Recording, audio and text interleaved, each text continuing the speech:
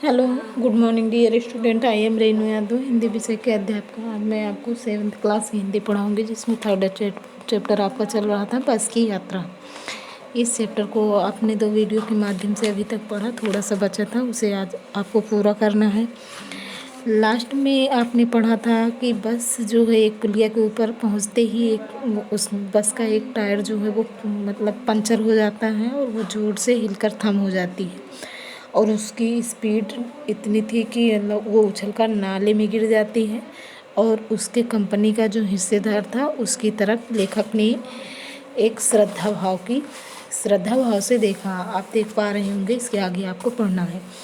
वह टायरों की हालत जानते हैं, फिर भी जान हथेली पर लेकर इस बस से सफ़र कर रहे हैं। जान हथेली पर लेकर मतलब जान की परवाह किए बिना इस बस से सफ़र कर रहे, सफ़र यानी यात्रा कर रहे हैं। उत्सर्ग की ऐसी भावना दुर्लभ थी, दुर्लभ मतलब कठिन थी। सोचा इस आदत के साहस और बलिदान भावना का सही उपयोग नहीं हो रहा है।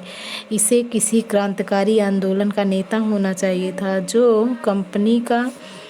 जो कंपनी के हिस्सेदार था, उसको लेखक ये समझता है कि ये अपनी जान की परवाह किए बिना इस बस से सफ़र कर रहा है, तो इसे यहाँ नहीं बल्कि एक क्रांतिकारी आंदोलन का नेता होना चाहिए था।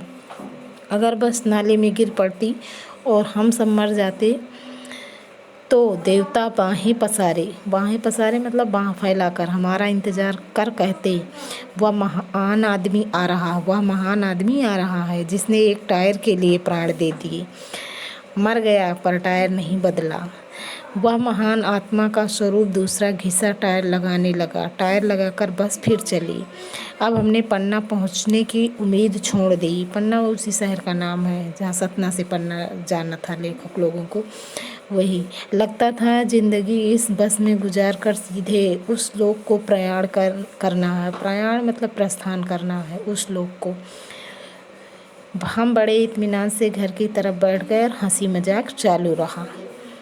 ये हंसी मजाक चालू रहा क्योंकि हरिशंकर परसाई जो थे एक व्यंग्य लेखक थे, और इन्होंने अपनी अधिकतर कहानियों में व्यंग्य की ही बात की है। ये चैप्टर भी एक व्यंग्य कहानी के माध्यम से आपको बताया गया है। और आगे नीचे आप देख पा रहे होंगे, आपका शब्द अर्थ लिखा है जो बहुत थोड़ा सा है। इसको आपको अपनी नोटबुक कॉपी में लिखना है। इसके बाद आपका क्वेश्चन आंसर होगा, और क्वेश्चन आंसर को मैं लिखवाऊंगी नोट्स के माध्यम से, वो आपको मिल जाएगा। आप इतना होमवर्क में शब्दार्थ को लिख लेना। Okay, thank you.